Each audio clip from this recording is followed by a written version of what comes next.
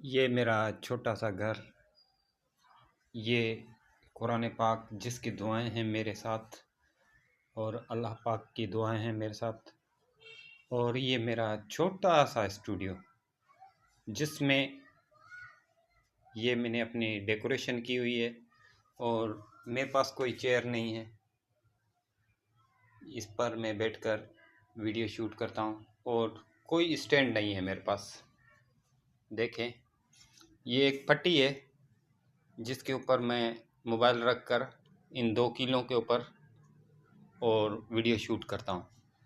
ये देखें कि मैं इस जगह पर बैठकर ऐसे और वीडियो शूट करता हूँ। तो दोस्तों, मेरे जैसे बंदे को या मेरे जैसे दूसरे बंदे उनको सपोर्ट किया करें यार, क्योंकि वो बहुत मेहनत करते हैं।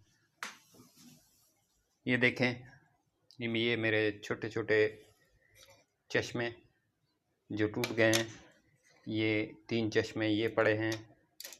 और ये मेरे टोपियाँ, ये शर्टें।